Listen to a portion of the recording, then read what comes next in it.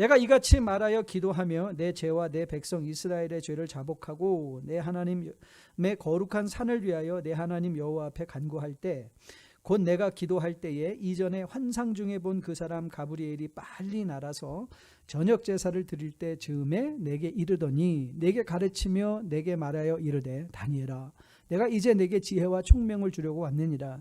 곧 내가 기도를 시작할 즈음에 명령이 내렸으므로 이제 내가 알리러 왔느니라. 너는 크게 은총을 입은 자라. 그런즉 너는 이 일을 생각하고 그 환상을 깨달을지니라. 내 백성과 내 거룩한 성을 위하여 이른 이래를 기한으로 정하였나니 허물이 그치며 죄가 끝나며 죄악이 용서되며 영원한 의가 드러나며 환상과 예언이 응하며 또 지극한 거룩한 이가 기름 부음을 받으리라. 그러므로 너는 깨달아 알지니라. 예루살렘을 중건하라는 영이 날 때부터 기름 부음을 받은 자 곧 왕이 일어나기까지 7이레와 62이레가 지날 것이요 그 곤란한 동안에 성이 중건되어 광장과 거리가 세워질 것이며 62이레 후에 기름 부음 받은 자가 끊어져 없어질 것이며 장차 한 왕의 백성이 와서 그 성읍과 성소를 무너뜨리려니와 그의 마지막은 홍수에 휩쓸림 같을 것이며 또 끝까지 전쟁이 있으리니 황폐할 것이 작정되었느니라. 그가 장차 많은 사람들과 더불어 한 이레 동안의 언약을 굳게 맺고 그가 그 이레의 절반에 제사와 예물을 금지할 것이며 또 포악하여 가증한 것이 날개를 의지하여 설 것이며 또 이미 정한 종말까지 진노가 황폐하게 하는 자에게 쏟아지리라 하였느니라 하니라. 아멘. 하나님의 말씀입니다. 여러분, 하나님께서 욥을 세워주실 때에 마지막 회복의 그 장면에 욥기 42장 10절 말씀은 이렇게 적고 있습니다. 욥이 그 친구들을 위하여 기도할 때 여호와께서 욥의 공경을 돌이키시고 여호와께서 욥에게 이전 모든 소유의 갑절이나 주셨다. 욥의 회복이 시작된 것은 욥이 옳다, 너희가 친구들이 틀렸다, 너 욥한테 가서 번제로 제사를 드리라 하는 장면이 아니라 욥이 기도했을 때, 그 친구들을 위하여 기도했을 때 회복이 시작됐다는 사실입니다. 자, 하나님의 환상을 받고도 그 의미를 명확하게 깨닫지 못했던 다니엘. 여러분, 그 말씀을 가지고 우리는 다니엘서를 읽어가면서 그냥 7장 다음에 8장 나오고 8장 다음에 9장 나오니까 쭉쭉쭉쭉 읽어가는 경향이 있는데, 여러분 6장과 7장 사이에는 몇 년의 시간이 있었다고 그랬죠? 3년의 시간이 있었고, 또 7장과 8장과 9장 사이에 정말 10년 이상의 시간이 거기에 존재하고 있었다는 사실을 우리는 익히 보아 알고 있습니다. 그러니까 그가 그 말씀을 갖고, 받은 말씀을 갖고 그가 묵상하고 기도하고 생각했다는 것이죠. 그런데 그 말씀을 깨닫게 된 때가 언젠가, 그리고 말씀을 깨달았을 때 그가 언제 무엇을 하였는가, 오늘 본문은 이렇게 적고 있습니다. 20절로 22절 말씀인데요, 20절로 22절 말씀 보면 내가 이같이 말하여 기도하며 내 죄와 내 백성 이스라엘의 죄를 자복하고 내 하나님의 거룩한 산을 위하여 내 하나님 여호와 앞에 간구할 때 곧 내가 기도할 때에 이전에 환상 중에 본 그 사람 가브리엘이 빨리 날아서 저녁 제사를 드릴 즈음에 내게 이르더니 내게 가르치며 내게 말하여 이르되 다니엘아 내가 이제 내게 지혜와 총명을 주려고 왔느니라. 여러분 보이십니까? 다니엘이 언제 깨달음을 갖게 됐죠? 그가 기도할 때 하나님이 이제 마지막으로 그 말씀을 갖고 묵상하고 고민하고 생각하며 그 의미를 가지고 하나님 앞에 기도했을 때 하나님께서 가브리엘을 보내신 거예요.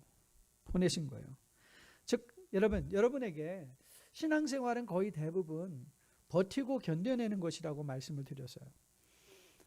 마치 다니엘이 말씀을 받고도 3년 동안 그 뜻을 깨닫지 못해서 묵상하고 고민했던 것처럼 10년 이상의 세월을 그가 받은 말씀을 가지고 마음에 생각하고 고민하며 그 시간을 보냈던 것처럼 우리의 신앙생활은 대부분의 경우 말씀을 붙잡고 버티고 견디는 것이 신앙생활의 90%인 것을 여러분은 꼭 기억하셔야 됩니다.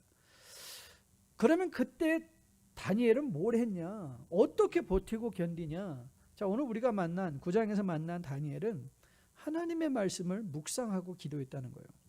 여러분 묵상이 하나님 말씀 읽기와 다른 것은 우리가 묵상을 한다라는 것에는 말씀을 읽는 건 그냥 우리가 말씀을 따라 쭉쭉 읽어가면 되는데, 이 말씀을 묵상한다는 것은 읽은 말씀을 가지고 그걸 마음에 채워놓고 생각하며 기도하는 것이에요. 그래서 묵상의 행위에는 말씀과 더불어 기도가 항상 짝되는 것이죠. 그래서 여러분, 묵상이 중요한 거예요. 여러분에게 묵상을 강조하는, 말씀을 읽는 것도 중요하지만 말씀을 묵상하는 것도 매우 중요한데, 그거는 말씀을 읽는 행위와 기도하는 행위, 생각하는 행위가 함께 합쳐진 것이 묵상이기 때문에 그렇죠. 그렇기에 이 성도의 삶에 빠질 수 없는 게 기도거든요.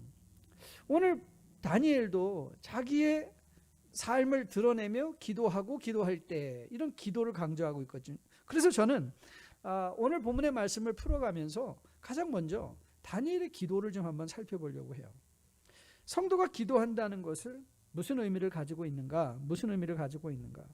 사실 우리는 이 기도에 대해서 생각할 때 우리의 기도에 대한 편견과 선입견, 스테레오타이핑 하는 것들을 피해야 돼요. 그래서 우리는 대부분의 경우 기도를 어떻게 생각하는가 하면 한정된 장소, 혹은 뭐 산이나 금식 기도원이나 혹은 교회당, 이런 한정된 장소와 또 한정된 시간을 이 획일적으로 생각하는 경우가 많이 있는 것 같아요. 그래서 요즘 기도 생활 어떠세요? 요즘 정말 바빠서 시간이 없어서. 그 시간이 없다는 것이 무슨 뜻일까요? 네, 기도를 드릴 한정된 시간이 없다는 것이잖아요. 요즘 제가 교회당도 잘 못 나가고 그 기도원도 미국에서는 기도원 가는 게 더 힘드니까 기도원 가는 것도 용이치가 않습니다. 그런데 여러분, 다니엘서에서 가장 중요한 한 구절을 또 뽑아라면, 저라면 다니엘서에서 가장 중요한 한 구절은 8장 마지막 27절 말씀이라고 여러분에게 소개해드린 기억이 있어요. 다니엘이 8장 27절은 그가 받은 그 환상에 대한 말씀을 받은 후에 어떤 일이 일어났는가를 설명해주는 요약적인 표현인데, 한번 잘 들어보세요. 그가 이렇게 말했습니다. 이에 나 다니엘이 지쳐서 여러 날 앓다가, 자, 이것도 우리가 10장에서 또 한번 볼 건데요. 말씀을 받고 다니엘이 막 기쁘고 감사하고 이제 나는 전적으로 말씀 집회하러 다니겠습니다. 나 말씀 받은 사람이에요. 나 하나님께서 직접 말씀해 준 사람이에요. 이러고 다니지 않고, 그가 말씀을 받았는데도 아팠어요. 그리고 앓고 일어났는데 그가 일어나서 뭘 했는가?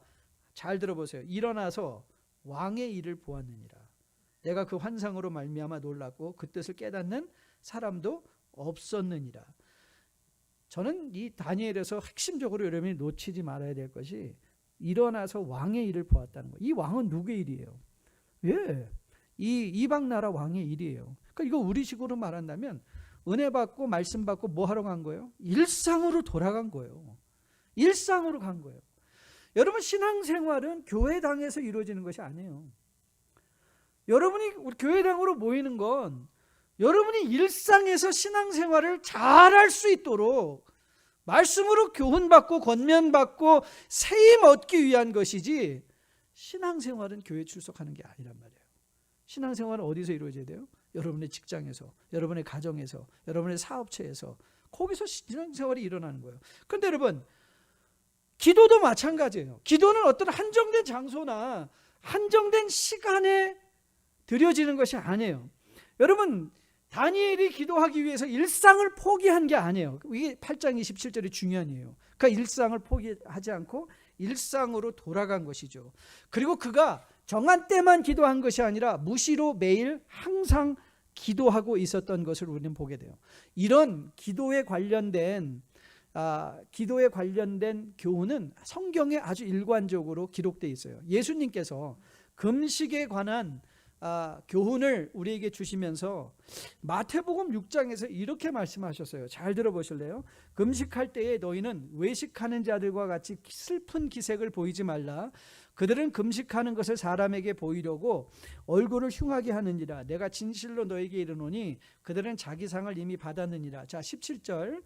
너는 금식할 때에 머리에 기름을 바르고 얼굴을 씻으라. 이는 금식하는 자로 사람에게 보이지 않고 오직 은밀한 중에 계신 내 아버지께 보이게 하려 함이라.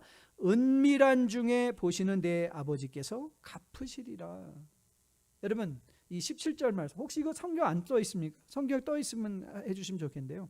자, 이 17절이 중요한데, 17절 뭐라고 말했죠? 너는 금식할 때에 머리에 기름을 바르고 얼굴을 씻으라. 이 말을 지금 우리가 했던 맥락의 논리로 다시 해석한다면 금식한다고 일상을 포기하지 말고 일상에서 금식하라는 거예요. 우리의 매일의 삶에서 금식하라. 그러면 일상에서 금식한다는 것을 우리가 우리 기도로 연결진다면 일상에서 기도하라는 거예요. 일상에서 기도한다. 이사야도, 구약의 이사야도 비슷한 맥락에서 금식에 관해서 교훈을 하는데요. 자, 금식이라고 규정 짓지 말고 기도라고 우리가 생각하면서 그 말씀 한번 들어볼게요. 이사야 58장 6절과 7절 말씀인데요. 내가 기뻐하는 금식은 흉악의 결박을 풀어주며 멍에의 줄을 끌어주며 압제당하는 자를 자유하게 하며 모든 멍에를 꺾는 것이 아니겠느냐. 또 줄인 자에게 내 양식을 나누어 주며 유리하는 빈민을 지배드리며 헐벗은 자를 보면 입히며 또 내 골육을 피하여 스스로 숨지 아니하는 것이 아니겠느냐. 금식한다고 선언해놓고 산속에 들어가 숨어버려서 골육을 피하는 게 기도가 아니라는 거예요. 기도는 어디서 이루어져야 돼요? 매일의 나의 삶의 현장 속에 일어나는 거예요. 그렇다면 기도는 우리의 일상을 벗어나면 안 돼요. 우리의 일상 속에서 기도를 하는 것이죠. 그래서 성도에게 기도는 단순히 기도라는 것은 어쩌면 우리의 삶의 자세와도 같아요. attitude예요. attitude. 여러분, 이 비행기가 이 착륙할 때도 코는 항상 하늘을 향하죠. 그걸 보는 것이 중요한 계기가 attitude mirror라고 해요. 실제적으로 비행의 계기가 attitude. 그래서 그 코가 땅을 향하면 그건 착륙이 아니라 뭐라고 그러죠? 추락하는 거예요. 비행기가 착륙할 때도 그의 자세는 항상 하늘을 향하는 것이다. 이런 차원에서 기도는요, 항상 우리가 하늘을 향하여 서 있는 우리의 삶의 attitude, 자세인 것이죠. 자, 그러면 이렇게 일상의 삶의 기도의 자세로 살아간다는 것의 의미가 무엇인가? 자, 그것이 바로 오늘 20절 말씀이에요. 자, 20절 말씀을 보면 이렇게 기록이 되어 있는데요. 내가 이같이 말하여 기도하며 내 죄와 내 백성 이스라엘의 죄를 자복하고 내 하나님의 거룩한 산을 위하여 내 하나님 여호와 앞에 간구할 때. 자, 오늘 이게 한국말 성경으로만 읽으면 이 성경이, 한국말 성경은 여러분들의 이해가 쉽게 하기 위해서 원문을 좀 매끄럽게 풀어 번역하는 경우가 있는데요. 그래서 우리가 내가 이같이 말하여 기도했다라는 것이 하나의 행동인 것처럼 느껴질 때가 있잖아요. 그런데 사실 오늘 이 20절을 히브리어 원어로 보면 여기에는 네 가지 분사형의 동사가 등장하고 있어요. 그러니까 분사라는 것은 동사의 ing, go, going 이런 식으로, 그렇죠? 그래서 ing가 붙으면 그럼 이제 이렇게 분사형인데요. 여기에 붙어 있는 네 가지 분사형이 뭐냐면 내가 이같이 말하며 speaking, 그리고 말하여 기도하는 걸 묶어놓지 않고요. While I was speaking and praying. 그리고 또 더 나가서 나의 죄를 자복할 때 while I was confessing. 자복한다는 것. 그리고 마지막에 내 하나님 여호와께 간구할 때 presenting my pleas. 이 네 가지 동사예요. speaking, praying, confessing, and presenting. 네 가지 동사형이 등장하고 있거든요. 그러면 여러분, 우리가 기도한다는 건 뭐예요? 기도한다는 건 하나님과 speaking, 대화하는 거예요. 저는 이게 굉장히 많이 저에게 익숙하게 적용이 되어 있어요. 하나님 앞에 대화를 자주 합니다. 하나님 앞에 대화를 하는데 하나님 도대체 요즘 왜 이러세요? 좀 저한테 왜 이러시는 이유가 뭐죠? 하나님, 이 말씀이 잘 이해가 안 됐는데 하나님, 이게 무슨 뜻이죠? 내 삶에 일어나는 일을 보면서 하나님과 대화하는 거예요. 그게 기도예요. 그게 다니엘이 한 거예요. 하나님, 그때 그 환상 주신 거 제가 아무리 고민하고 생각해봐도 I don't get it. I don't understand. What do you mean? 아마 하나님한테 그랬을 것 같아요. 하나님, 도대체 이게 무슨 뜻이에요? 말씀 좀 해주세요. 하나님 앞에 presenting. 그렇죠? 자기의 필요와. 오늘 이 다니엘의 기도가 그렇잖아요. 자기의 그 하나님의 거룩한 성, 그 하나님 나라의 백성을 위해서 presenting, 자기의 필요를 하나님 앞에 간구했다. 그리고 confessing. 여러분 confessing의 의미가 뭐죠? 네, 죄를 자복한데요. 이 죄를 자복한다는 것에 가장 중요한 거는요. 기준이 세워져 있는 거예요. 기준이. 그러니까 기준이 없이는 하나님의 말씀의 기준이 없이는 자기가 죄인인지 죄인이 아닌지를 알 수가 없어요. 그래서 여러분 사사기 우리가 요즘 매일 묵상한 사사기 마지막에 그 핵심적 교훈이 뭐였죠? 그때 이스라엘에 왕이 없다라는 것은 왕이 없다는 것이 아니라 기준이 없다는 거예요. 그래서 각기 소견에 자기가 다 왕이 돼서 자기 마음대로 자기 기분대로 자기 뜻대로 자기 원하는 대로 자기 생각대로 그것이 기준이 되어서 하는 거죠. 그러니까 여러분 이 사사기 17장에서 그 미가가 엄마의 돈을 훔쳤다가 갖다 돌려줬더니 훔쳤을 때 훔친 자를 위해서는 막 저주하지 않았어요. 그러니까 그 아들이 그거 듣고 뜨끔했잖아요. 그런데 그 돈을 같이 다 돌려주니까 그 은을 돌려주니까 어머니가 뭐라고 말했죠? 지난 금요일 봤죠. 금요일날 어머니가 뭐라고 미가에게 말했죠? 여호와께 복받은. 아니 그 전에 저주했던 건 언제고 지금은 또 복받았어요. 그렇죠. 그리고 여호와를 위하여 내가 이 은을 여호와께 드릴 거야. 그리고 만든 게 뭐였죠? 신상이었어요. 왜 그렇죠? 기준이 없죠. 여러분 기도는요 하나님 앞에 기준 앞에 서는 거예요. 하나님의 기준 앞에 서는 거예요. 그러니까 우리가 살아가는 것 자체도 기도해요. 우리가 살아가는 것 자체. 왜? 하나님의 기준 앞에 서서 그 기준에서 미달했을 때 다니엘이 깨달은 것, 우리가 힘이 약해서 망한 게 아니었구나. 하나님의 기준에 못 미쳤구나. 그래서 오늘 우리가 지금 이 이방 땅에서 포로 생활을 하고 있는구나. 그 깨달음을 가지고 그가 어떻게 했어요? 자기 죄와 민족의 죄를 자복하며 하나님 앞에 나아갔다. 여러분 본문 23절을 보니까 이렇게 기록이 되었죠. 곧 내가 기도를 시작할 즈음에 명령이 내렸다. 기가 막히지 않아요? 기도를 시작할 즈음에 아마 그가 기도하다가 어느 순간에 하나님 이번에 모르면 나는 모르겠습니다 라고 했던 그런 모멘트가 있었던 것 같아요. 그때 하나님께서 그의 간절함을 보시고 가브리엘을 보내서 그 말씀의 의미를 깨닫게 했죠. 여러분 보십시오. 우리가 이미 보았던 것처럼 욥에게 회복이 시작된 것 언제였죠? 그가 친구들을 위하여 기도할 때 회복이 시작된 거예요. 우리는 그가 2배 갑절이나 받을 때만 기억하고 있죠. 그 축복을 이니시에이션 한 거, 그 축복을 킥오프한 게 뭐냐? 그게 기도였다는 거예요. 여러분 중보기도 중요합니다. 맞아요. 여러분들 위해서 매일 기도합니다. 목사로서 기도합니다. 여러분의 필요한 기도 제목을 정해놓고 12페이지나 되는 것 그거 늘 매주 우리가 업데이트하며 그 기도에 따라 여러분 기도합니다. 그런데 제가 깨달았어요. 깨달은 게 뭐냐? 여러분 맞습니다. 여러분의 부모가 여러분들을 위해서 기도해 주는 것, 여러분의 교역자가 여러분을 위해서 기도해 주는 것 중요합니다. 하지만 더 중요한 게 뭔지 아세요? Are you praying? 여러분 기도하고 있어요? 요즘 기도하고 있어요? 여러분이 기도할 때 하나님이 알게 해주실 것이고요.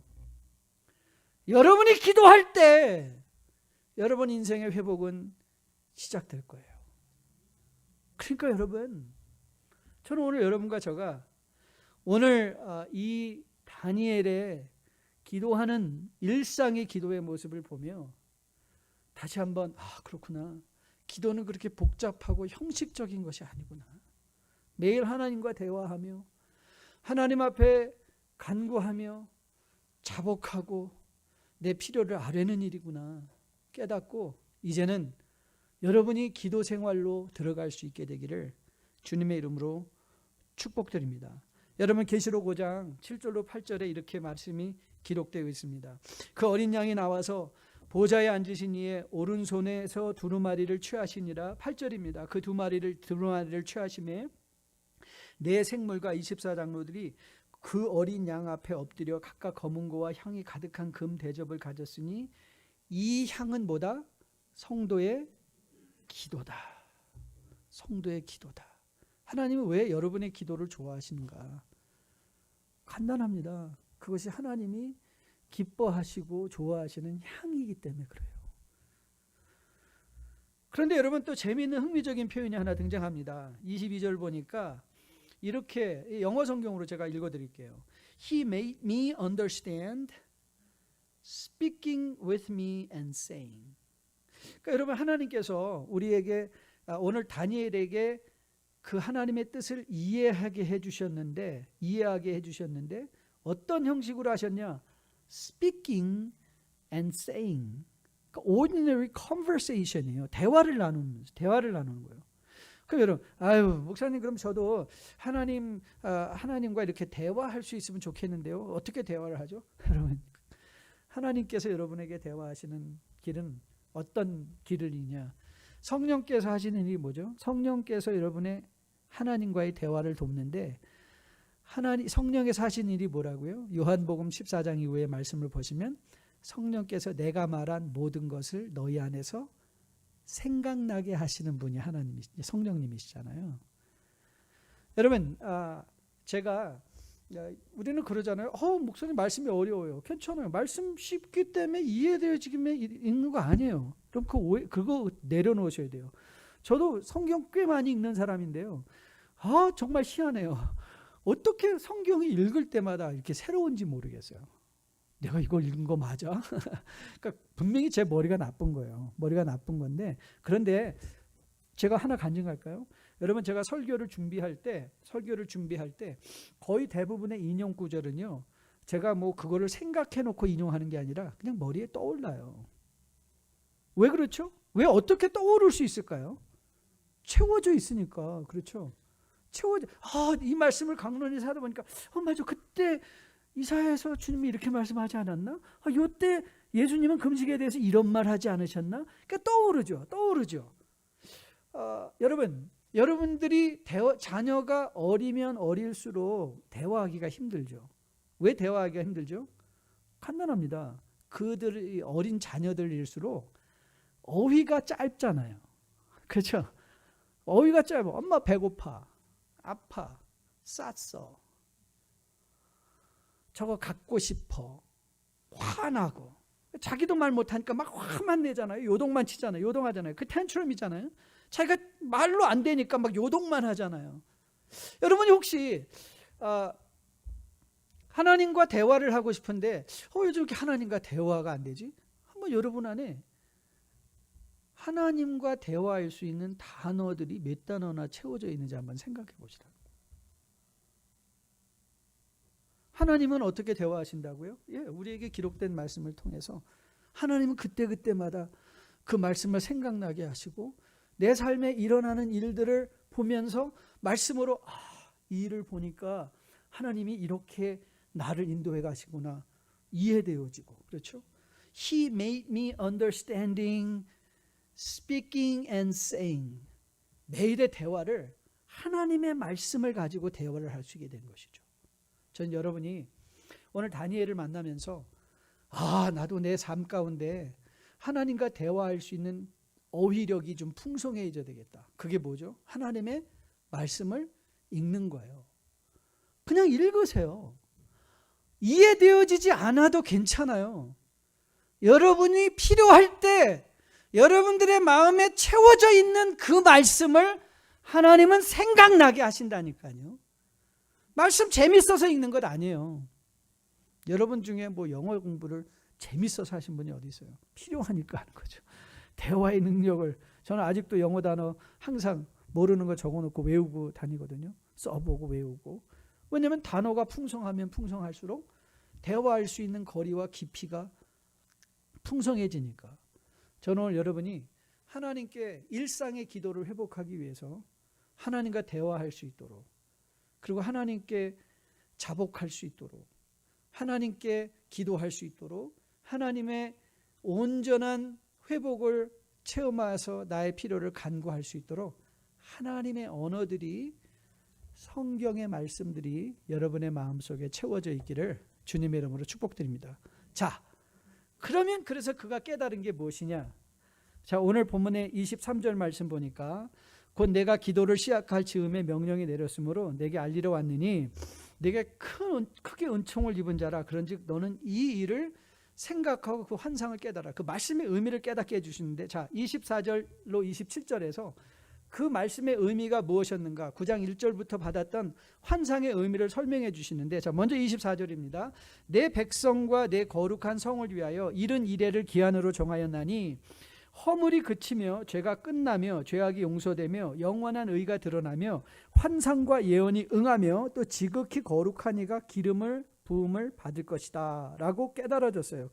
우리는 이것이 이미 우리가 9장 2절 말씀을 통해서 본 것처럼 9장 2절이 이렇게 시작됐거든요. 그 동치 원년에 나 다니엘이 책을 통하여 여호와께서 말씀으로 선지자 예레미야에게 알려주신 그 연수를 깨달았나니 곧 예루살렘의 황폐함이 70년 만에 그치리라. 그래서 이 70년이라고 예언되었던 예레미야의 말이 이래라는 개념으로 다니엘에게 깨닫게 된 것이죠. 그래서 이른 이래, 다니엘이 깨달았던 예레미야의 70년의 의미였습니다. 여러분, 이른 이래라는 말은 기본적으로 한 주일, 일주일, 그러니까 7일이라는 말이죠. 그래서 이른 이래, 62일에. 그런데 여러분, 이런 숫자의 의미를 깨맞추려는 여러 가지 시도가 있었어요. 하지만 그 어떤 시도도 명확하게 역사적으로 레퍼런스를 맞춰서 그 숫자의 정확한 연도를 알 수는 없습니다. 성경이 그걸 의도하지 않았기 때문에 그래요. 성경이 그래서 우리가 이 숫자 갖고 숫자 노름을 하다 보면 이것이 대부분 이혈령 비혈령이에요. 코에 걸면 코골이고 귀에 걸면 귀걸이가 되어서 누가 말하는가, 누구 목소리가 더 큰가, 누가 더 컨빈싱한가, 그런 거에 대해서 이 사람 들으면 이 말이 맞은 것 같고 저 사람 말을 들으면 저 말을 들으면 맞는 것 같은 느낌이 들 때가 많이 있죠. 오늘 다니엘이 우리에게 보여주는 것은 여러분, 이래, 이른 이래 다 7자가 등장하지 않습니까? 여러분, 7자의 의미는 하나님의 숫자예요. 완전수예요. 회복을 의미하는 거예요. 우리가 정말 관심을 기울여야 되는 건 오늘 이 다니엘이 이런 숫자를 통해서 말씀하려는 핵심이 뭐냐? 예, 우리의 곤란한 이 형편의 끝이 있고 하나님이 회복하신다, 그 말을 하고 싶은 거예요. 하나님이 회복하신다.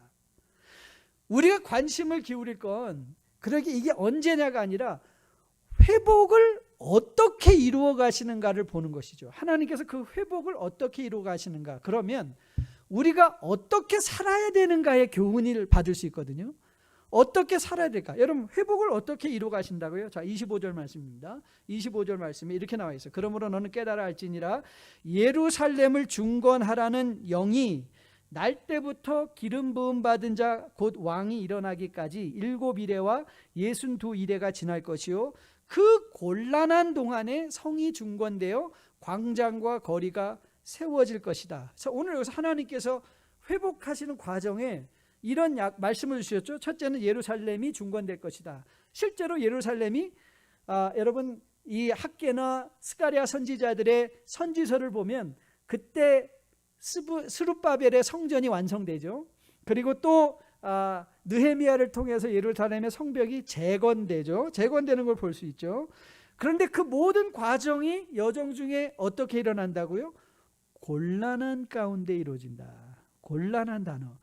여러분에게 구약의 선지서를 이해하는 중요한 이 개념 중에 하나가 예언적 중첩 현상이라고 말씀드렸어요. Prophetic foreshortening 기억하십니까? 그래서 이 예언적 중첩 현상이라는 것은 예언자 이 다니엘의 입장에서 미래를 보면 예루살렘의 성이 재건되는 것도 미래죠. 그렇죠. 저의 입장에서 보면 저의 앞으로 1년도 미래고 10년도 미래고 100년 전도 미래잖아요. 그런데 우리가 앞을 바라보면 우리의 눈의 시각과 이해의 한계 때문에 그것이 다 2차원적으로밖에 안 보이는 거예요. 여러분, 이렇게 보시면 이 손바닥이 그냥 이 손등과 손바닥이 하나인 것처럼 저에게 멀리 있을수록 이 거리감이 안 느껴지시잖아요. 그런데 이렇게 돌려보면 여기 앞에 있고 여기 뒤에 있는 거라는 걸 알게 되잖아요. 이게 prophetic foreshortening이에요. 그러니까 다시 말하면 다니엘의 입장에서 예루살렘이 중건되는 것도 미래고, 그리고 예루살렘이 그것만이 근데 미래가 끝이 아니에요. 왜냐하면 오늘 다니엘이 그리고 있는 다니엘이 설명하고 있는 미래가 굉장히 심각하거든요. 27절 말씀 보니까 27절에 이렇게 나와 있죠. 그가 장차 많은 사람들과 더불어 한 이레 동안의 언약을 굳게 맺고 그가 그 이레의 절반을 제사와 예물을 금지할 것이며 또 포악하여 가증한 것이 날개를 의지하여 설 것이며 또 이미 정한 종말까지 진노가 항폐해가는 자에게 쏟아지리라 하였느니라. 예루살렘이 증건되는 게 미래였는데 그 앞에 또 미래가 있어요. 그 앞에 미래는 뭐였죠? 내 가증한 자가 등장한다는 거예요. 우리는 이미 이 가증한 자의 존재를 알고 있죠. 안티오코스 에피페네스, 이스라엘을 침략하여 다니엘이 보았던 그 금신상의 예언 중에 다리 부분에 흙과 쇠가 함께 붙어 있는 것, 나라가 나눠져서 그 중에 쇠와 같은 철퇴와 같은 나라가 등장해서 예루살렘의 그 수룹바벨의 성전을 완전히 부숴버리고 그 지성소에서 바알에게 제사를 지내고 이스라엘 백성에게 돼지 피를 마시게 하고 이스라엘 백성을 8만 명 이상이나 사흘 만에 학살해버린 그 놀라운 가증한 일이 일어났는데, 오늘 본문의 예언의 핵심이 뭐죠? 그 미래도 정한 때가 있다는 거예요. 정한 때까지. 이 정한 때라는 게 우리에게는 그렇게 강력한 의미로 다가오지 않는데요, 영어 성경은 그 정한 때를 이렇게 설명해요. The decreed time. 이 decree라는 말은 굉장히 엄중한 단어예요. 하나님이 약속하신 때가 있다는 거예요. 이 가증한 자가 일어날 것인데 그 가증한 자도 결국 그의 끝을 맞이하게 될 것이다. 그러면서 우리에게는 그보다 더 먼 미래가 있죠. 그 미래는 뭘까요? 그리스도 예수께서 다시 오셔서 이 땅에 하나님의 새하늘과 새 땅을 회복시킬 그날. 그러니까 여러분에게 예루살렘의 중건과 우리에게는 예루살렘의 중건과 그 안티오코스 에페페네스의 죽음과 그리고 이스라엘의 이 황폐함과 무너짐과 예수 그리스도의 나심과 죽으심과 부활하심이 과거이지만 여러분과 저에게 남겨진 미래가 있다는 거예요. 뭐죠? The decreed end. 정한 그 끝날. 여러분 힘드십니까? 어려우십니까? 그런데 여러분 이 땅에 영원히 힘든 일 없고 영원히 어려운 일 없습니다. 하나님께서 그 모든 일의 끝을 반드시 준비해 주십니다. 어떻게 해요? 오늘 본문을 보니까 이 다니엘을 가리켜서 하나님께서 이렇게 지칭하고 계신 장면을 보게 돼요. 크게 은총을 입으니요. 그게 다니엘이에요. 다니엘이 크게 은총을 받았다. 여러분 우리가 사사기를 공부하면서 기드온을 소개하는 사사기 6장을 여러분 기억하실 거예요. 그래서 기드온 6장에 보면 하나님께서 기드온에게 나타나 주시죠. 미디안에게 핍박받아 이들은 제때에, 여러분 기드온이 하나님의 사자를, 여호와의 사자를 처음 만날 때가 어디였죠? 예, 포도주 술틀에 밀을 빻으며 밤에. 왜 그랬죠? 미디안한테 뺏길까봐 숨어서. 그런데 여러분 여호와의 사자가 기드온에게 나타나서 제일 처음 했던 말이 뭔지 아십니까? 이렇게 말씀하세요. 큰 용사여, 여호와가 너와 함께 계시도다 그랬어요. 그랬더니 기드온이 그 말을 듣고 발끈했어요. 아니, 하나님이 우리와 함께 하시면 왜 내가 지금 이 밤에 술틀에 밀을 빻고 있습니까? 제가 큰 용사라고요? 제가 무슨 큰 용사예요? 그가 이렇게 자기 자신을 소개합니다. 그러나 기드온이 그에게 대답하여되 오 주여, 내가 무엇으로 이스라엘을 구원하리까? 보소서, 나의 집은 므낫셋 중에 극히 약하고 내 아버지 집에서 가장 작습니다. 여러분 뭐죠? self-doubt, 자기 의심이 들어왔어요. 근데 그가 깨닫지 못한 게 있죠. 그가 큰 용사인 이유는 어디에 있죠? 하나님이 함께 하시니까 큰 용사인 거예요. 기드온의 능력이 아니에요. 여러분 기드온의 그 미디안을 치러 갈 때 우리는 뭐 물을 핥은 사람 300명만 데리고 가라 그러잖아요. 그러니까 앞을 바라보며 물을 떠서 이렇게 혀로 핥은 사람은 뭐 준비된 정의 아니에요. 그 정말 사사기를 오해하시는 거예요. 하나님께서 수만 명의 사람에서 그걸 출연해서 300명으로 하신 건 그 중에 힘 있고 용기 있는 몇 사람들을 선택하신 작전이 아니라 봐라. 미디안에게 너희들이 핍박당하는 것은 힘이 없어서 핍박당하는 것이 아니라는 거예요. 그 메시지인 거예요. 그 메시지. 여러분, 기드온이 깨달아야 했던 건 우리가 강한 거는 하나님 앞에 confessing 기억하십니까? 하나님의 기준 앞에 서는 거예요. 하나님의 기준 앞에 섰을 때 우리는 강해질 수 있어요. 하나님의 기준 안에 있을 때, 기준 앞에 합당하게 살 때 우리는 세상의 어떤 능력에도 굴복하지 않고 세상을 이길 힘은 우리와 함께 하시는 하나님께 있는 거예요. 하나님이 떠나시면 우리는 아무리 세상적으로 힘이 세다 할지라도 우리는 망할 수밖에 없어요. 여러분, 우리도 기도하고 어떻게든지 도울 방법을 강구하겠지만 여러분, 지금 중서부에서 일어난 그 토네이도를 보세요. 야, 제가 봤지만 깨달은 게 뭔지 아세요? 비싼 집도 다 날아갔고요, 싼 집도 다 날아갔어요. 하나님의 움직이심 앞에, 자연의 그 재해 앞에 설 수 있는 자들이 없어요. 그게 하나님의 힘인 거예요. 하나님의 힘인 것. 그리고 그게 우리들에게 메시지가 되는 것이죠. 여러분, 다니엘이 크게 은총을 여러분, 그가 무슨 크게 은총? 여러분, 다니엘은 어떤 신세였어요? 아직도 포로의 신세였어요. 그는 아직도 오늘도 죽지 못해 마치 목구멍이 포도청이듯이 왕 앞에 나가서 왕의 일을 봐야 되는 사람이었어요. 그게 무슨 은총을 받은 거예요. 근데 여러분, 다니엘은 깨달았죠. 그가 받은 은총은 자기의 능력이 아니라 하나님의 함께하심, 하나님의 준비하심, 하나님께서 끝을 준비해주고 계신 그 확신이 자기가 은총 입은 자인 것을 깨닫게 했던 것이죠. 사랑하는 성도 여러분, 어쩌면 여러분, 저 전을 나서면 우리의 삶은 하나도 변하지 않았을 거예요. 저는 그래도 감히 이렇게 여러분께 권면드리고 싶어요. 여러분, 처진 어깨를 쫙 펴보세요.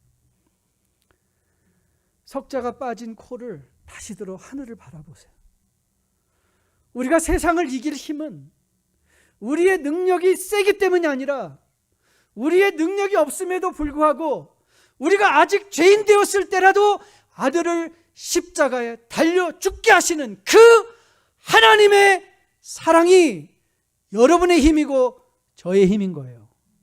우리가 세상에서 견디고 버틸 수 있는 힘은 내가 채워놓은, 내가 쌓아놓은 뱅크 어카운트 때문이 아니라 오늘도 우리의 필요를 공급하시고 우리와 함께 해주시며 성령의 권고하심과 인도하심과 교훈하심으로 격려하시고 그 정한 끝대를 향하여 걸음을 멈추지 않게 하시며 우리를 기뻐하시고 좋아하시는 그 하나님 때문인 거예요. 여러분, 스바냐 3장 14절로 16절, 특별히 제가 17절만 읽어드릴게요. 우리가 아들을, 우리 자녀들을 표현할 때 뭐라고 그러죠? 아, 내 새끼는 눈에 넣어도 안 아파. 눈에 넣어도 안 아플 자식. 근데 여러분, 하나님도 여러분과 저를 그렇게 생각하세요. 하나님은 여러분을 눈에 넣어도 안 아프다고 하세요. 우리가 완벽하기 때문이 아니에요. 우리가 능력이 있기 때문이 아니에요. 그리스도 예수께서 십자가의 공로로 죽어주시고 그 피로 우리를 거듭나게 하셔서 하나님의 사랑받는 자녀로 어쩌면 하나님의 눈을 가려버린 거예요. 그래서 스바냐가 이렇게 노래하죠. 하나님의 노래예요. 너의 하나님 여호와가 너희 가운데 계시니 그는 구원을 베푸실 전능자시라. 그가 너로 말미암아 기쁨을 이기지 못하시며 너를 잠잠히 사랑하시며 너로 말미암아 즐거이 부르며 기뻐하시리라. 사랑하는 뉴라이프 성도 여러분, 저는 여러분이 어떤 분인가를 다니엘을 통하여, 스바냐를 통하여 확인받고 이 자리를 나서는 여러분 되시기를 주님의 이름으로 축복드립니다. 여러분은 그리스도 예수를 통하여 이미 크게 은총받은 자들입니다. 여러분, 그 은총을 가지고 하나님과 speak, 대화하십시오. pray, 기도하십시오.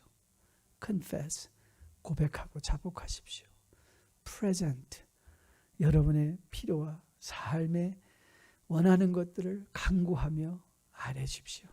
그리고 여러분의 얼굴을 땅에 쳐박아 두시면서 비굴하게 살지 마십시오. 우리가 있어서 당당해지는 게 아닙니다. 우리는 이미 세상에 대해서 당당할 수 있는 사람입니다. 왜냐하면 하나님의 사랑받은 자녀들이기 때문에. 저는 여러분과 저가 다시 이 세상을 향하여 나갈 때 여러분의 얼굴이 하늘을 향하여 산을 향하여 들여 올려지기를 주님의 이름으로 축복드립니다. 그리고 여러분들이 힘들고 어려울 때마다 나는 하나님의 사랑받은 크게 은총받은 자임을, 다니엘뿐만 아니라 다니엘보다 더 그리스도 예수의 죽음에 부활하심의 수혜자임을, 새 생명의 수혜자임을 기억하시면서 넉넉한 마음으로 여러분의 삶 가운데 일어나는 일들에 요동하지 아니하시고 오히려 기도하시고 하나님과 대화하시는 가운데 맡겨진 그 끝날까지 믿음의 행진 멈추지 않는 여러분과 저 되기를 주님의 이름으로 축복드립니다. 우리 다 함께 나서 마지막 찬양하려고 하는데요, 찬송가 정해봤습니다. 고난 내 영혼 편히 쉴 곳과 풍랑이로도 안전한 포구, 폭풍까지도 다스리는 영원한 주의 영원한 팔 의지해. 여러분, 우리가 의지할 것 세상의 사람들 힘 아닙니다. 곤란한 형편 가운데도 폭풍까지도 다스리시는 그 예수 그리스도를 여러분과 저가 바라볼 수 있게 되기를 주님의 이름으로 축복드립니다.